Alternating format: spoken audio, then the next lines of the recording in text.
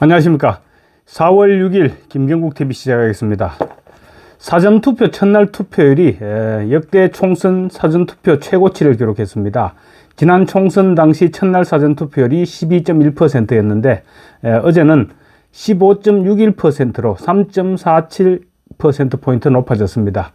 17개 시도 모두 첫날 두 자릿수 투표율을 보였고 전남이 23.67%로 최고치를 기록했습니다. 대구가 12.26%로 이번에도 역시 최저치를 기록했지만 지난 총선보다는 많이 높아져서 보수 결집 현상을 대표했습니다. 아마 사전투표 최종 결과 역시 역대 최고치를 기록할 것으로 보입니다. 그렇다면 사전투표율이 높으면 어느 정당에 유리할까? 이 부분을 놓고 지금 온갖 얘기들이 많이 나오고 있죠. 과거에는 민주당에 유리하다는 것이 거의 정설 비슷하게 이렇게 받아들여져 왔습니다. 사전투표는 아무래도 젊은 사람들이 많이 하고 또 사전투표율이 높으면 본투표율도 높아질 것이다. 이런 기대감 때문이었습니다. 어디까지나 옛날 이야기입니다. 사전투표 제도가 처음 도입됐을 때는 젊은 사람들이 투표날이 공휴일이니까 사전투표를 많이 한다고 하고 투표날은 어디 바깥으로 나간다 이렇게 얘기를 많이 했었고 실제로 그때는 29살 이하 사전투표율이 가장 높았습니다. 그러니까 20대가 가장 높았다는 얘기죠. 그런데 지난 2022년 지방선거를 분기점으로 사전투표 연령대가 확실하게 바뀌었습니다. 60대 이상이 가장 많이 했고 다음으로 50대 그리고 29세 미만 이런 순이었습니다. 60대 이상은 국민의힘 지지층이 훨씬 더 두텁다고 할 수 있죠. 그리고 사전투표가 전체 투표율을 견인한다는 말도 지금 이제는 정확하지 않습니다. 지난 대선 때 사전투표율은 36.9%로 역대 최고치를 기록했습니다. 그런데 전체 투표율은 77.08%로 19대 대선보다 오히려 0.15%포인트 줄어들었습니다. 그러니까 사전투표율이 역대 최고치를 기록했지만 전체 투표율을 견인하지도 못했고 또 좌파가 아닌 보수 진영의 윤석열 후보가 승리했습니다.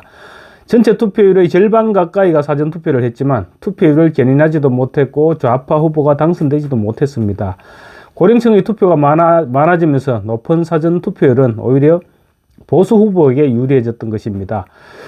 다만 보수 진영에서는 사전투표 조작설 때문에 사전투표를 기피하는 경향이 있었는데 이제 정권이 교체됐고 또 수개표 진행으로 조작 우려가 상당 부분 해소된 만큼 사전투표는 보수 진영에 더 유리할 것이다. 이런 분석도 설득력을 얻어가고 있는 것입니다.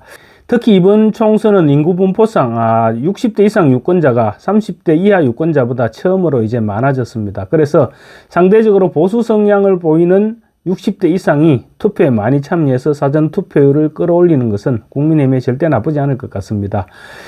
이번 총선에서 60대 이상 비율은 전체 선거 인수의 31.89%로 전체 유권자의 3분의 1에 근접합니다. 60대 이상에서는 보수 성향이 압도적일 뿐만 아니라 투표율도 높다는 점에서 절대적으로 국민의힘 우군으로 분류되고 있죠. 국민의힘 한동훈 위원장은 상대는 사흘 동안 투표하는데 우리가 하루 동안 투표해서 어떻게 이기겠느냐 이렇게 얘기하면서 사전투표를 독려해 왔습니다. 그래서 254개 지역구 출마 후보 모두 그리고 국민의 미래 비례대표들까지 모두 사전투표를 하도록 독려했습니다. 그런데 민주당은 계속해서 사전투표율이 높으면 자신들이 유리하다고 지금 주장하고 있습니다. 사전투표율은 해마다 높아지고 있습니다. 올해도 분명 역대 총선 최고치를 기록할 것이 분명한데 그렇다면 일단 사전투표율이 높으면 우리에게 유리하다 이렇게 선전전을 펼쳐놓고 높은 사전투표율이 나오면 그걸로 장사를 하겠다는 것이죠. 그러니까 사전투표율이 높아서 어차피 우리가 이긴다 이렇게 주장하기 시작하면 보수 유권자들이 앵그리 보수로 돌아서면서 투표를 포기하게 되는 그런 효과를 노린 것입니다. 분명한 것은 높은 사전투표율은 절대로 민주당에 유리하다 이런 공식은 통하지 않는다는 것입니다. 특히 깜깜이 선거 시작 전 마지막 여론조사에서 보수 결집 현상이 두드러졌습니다. 제가 어저께도 말씀드렸는데 그래서 높은 사전투표율은 국민의힘의 좋은 시그널이다 이런 분석이 가능해 보입니다. 국민의힘은 악재가 모두 사라졌습니다. 그런 상황인데 민주당은 양문석, 김준혁 또 누굽니까 공영훈 이런 파동이 선거판을 뜨겁게 달구면서 지금 유권자들을 분노시키고 있습니다. 그런 시점에서 실시되는 사전투표가 민주당 후보에게 유리할 것이다? 저는 그렇게 생각하지 않습니다. 그래서 첫날 서울과 PK에서 사전투표율이 높았던 것도 보수 결집과 무관하지 않다. 이런 분석이 가능할 것 같습니다. 좌파들은 어차피 사전투표를 많이 할 것으로 예상됐던 것입니다. 그런데 투표율이 이렇게 치솟았던 것은 보수 지지층들도 대거 지금 사전투표장으로 몰려나간 결과다, 이렇게 볼 수 있을 것입니다.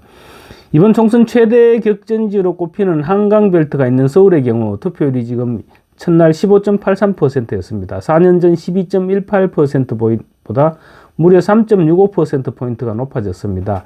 경기와 인천 역시 전국 투표율 상승치보다 높은 3.57포인트, 3.68포인트 이렇게 올랐습니다. 국민의힘 홍석준 중앙선대위 상황실 부실장은 높은 사전투표율과 관련해서 좋은 시그널로 보고 있다, 이렇게 얘기했습니다. 홍 부실장은 역대 사전투표에서는 더불어민주당이 유리하다는 시각이 많이 있었다. 왜냐하면 20, 30대 젊은 층과 또 외지에 있는 분들이 사전투표를 많이 했기 때문이었는데, 지금은 그렇지도 않을 뿐만 아니라 20, 30대가 또 민주당이나 조국혁신당을 지지하지 않는다는 사실이 지금 각종 여론조사에서 나타나고 있지도 않느냐, 이렇게 얘기했습니다. 그간 보수 일각에서는 사전투표에 대한 불신이 있었지만 국민의힘이 강력하게 주장해서 수개표를 하게 되면서 그 같은 우려가 상당 부분 불식됐고, 따라서 보수 결집 분위기가 많이 감지되고 있다는 것입니다. 반면 민주당 관계자들은 기대 이상으로 높은 사전투표율을 윤석열 정권 심판 여론이 표출된 것이다, 이렇게 주장하고 있습니다. 민주당은 높은 사전투표율이 본선 투표율도 견인해 줄 것으로 기대하고 있습니다. 그렇지만 아까도 말씀드렸지만 지난 대선을 보면 사전투표는 투표율을 높이는 것이 아니라 투표를 분산시켰던 것이고, 또 이제는 인구 구조의 변화로 전체 투표율이 높다고 야당이 유리한 것이 아니다, 이런 분석도 적지 않습니다. 그러니까 결국은 연령대별 투표율을 봐야 알 수 있다는 것이죠.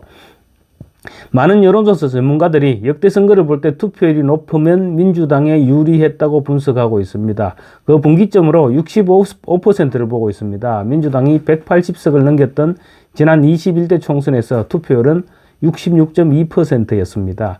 그렇지만 이제는 많이 달라졌다는 분석입니다. 그러니까 좀 전에도 제가 말씀드렸다시피 어느 연령대층에서 투표를 많이 하느냐, 거기에 따라서 승패가 결정되지, 전체 투표율이 무조건 높다고 무조건 민주당이 유리하다, 이런 전망은 통하지 않는다는 것입니다. 이번에는 또 사전투표가 실시되는 기간 동안에 민주당의 공영훈, 양문석, 김준혁 이런 후보들에 대한 온갖 의혹들이 제기되고 있는 시점입니다. 그럼에도 불구하고 지금 민주당은 아무런 조치도 취하지 않고 있죠. 그런 시점과 맞물려서 사전투표가 실시되는데 그 사전투표가 민주당에 유리하다? 그럴 수는 없겠죠. 오히려 사전투표가 분노투표가 될 가능성이 매우 높아 보입니다. 양문석 후보는 새마을금고로부터 대학생 딸이 11억 원을 대출했던 것이 불법 행위로 드러났습니다. 그럼에도 불구하고 오히려 선거운동을 재개했을 뿐만 아니라 목이 터져라고 지금 정권 심판을 외치고 있습니다. 의식 있는 유권자들로부터 자기가 잘못해놓고 지금 보복하겠다는 것이냐, 정신 나간 사람 아니냐, 이런 비판을 받고 있는 것입니다. 자기가 잘못해놓고 오히려 큰 소리를 치면서 윤석열 정권 심판을 외치는 민주당의 후보들을 향해서 표를 찍고 싶은 사람들이 그렇게 많이 있을까요? 김준영 후보는 어제도 성희롱이 폭로되면서 스스로 생을 마감한 고 박원순 전 시장에 대해서 명예를 회복해 주겠다, 이렇게 말한 것이 드러나면서 2차 가해 논란에 휘몰렸습니다.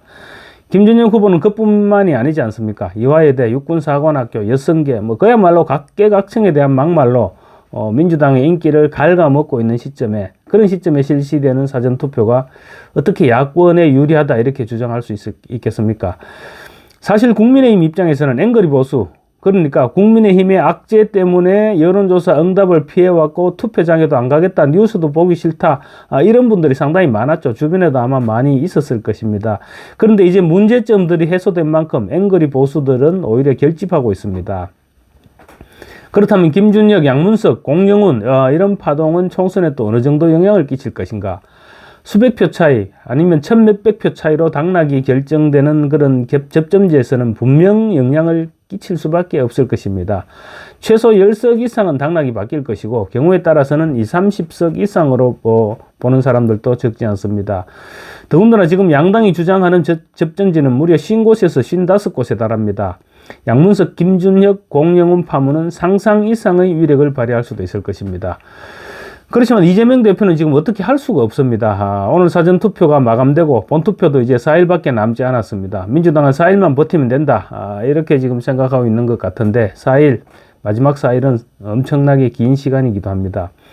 이재명 대표 입장에서는 전해철, 박광원 이런 사람들에게 마이너스 20%라는 말도 안 되는 페널티를 적용해가면서까지 무리해서 억지로 만들었던 후보로 만들었던 양문석, 김준혁 이런 사람들의 공천을 쉽사리 취소시킬 수도 없었습니다. 또 문제 후보가 한둘이 아니므로 취소시키면 또 다른 후보에게 화살이 돌아갈 판이었습니다. 그래서 어쩔 수 없이 끌고 왔던 것인데 이제는 그나마도 후보를 정리할 시간도 없습니다. 한병도 전략본부장은 양문석, 김준혁, 공영훈 이런 후보들 파동이 생각보다 지금 수도권에서 영향이 없다 이렇게 주장했습니다. 그렇지만 영향이 없는 것이 아니라 그런 척하고 있는 것일 뿐입니다. 수도권의 박빙 지역이 증가했다는 것이 그 영향이 크다는 것을 입증하고 있는 것이죠. 박빙 지역이 증가했다는 것이 민주당의 약세 지역에서 국민의힘 후보를 추격해서 박빙 지역이 늘어난 것이 아니고 반대, 그러니까 국민의힘 약세 지역에서 민주당 후보를 맹추격하면서 박빙 지역이 그만큼 늘어났다는 것입니다. 결과적으로 볼 때 김준혁, 양문석 이런 사람들의 영향이 미미해서 그냥 두는 것이 아니고 어쩔 수 없어서 며칠 버텨보자는 것입니다. 또 민주당이 아직은 배가 부르다 이런 배짱도 반영된 것 같습니다. 그렇지만 유권자들의 분노가 지금 막바지에 폭발하고 있습니다. 아마 사전투표를 통해서 그 같은 민심이 지금 투표함에 차곡차곡 쌓여가고 있을 것입니다. 그래서 투표하면 이긴다는 것입니다. 오늘도 본인뿐만 아니라 부모, 형제들, 그리고 아들, 딸까지 그리고 주변의 사람들까지 모두 투표장으로 데려가시면 오는 10일 우리는 웃을 수 있을 것입니다. 감사합니다.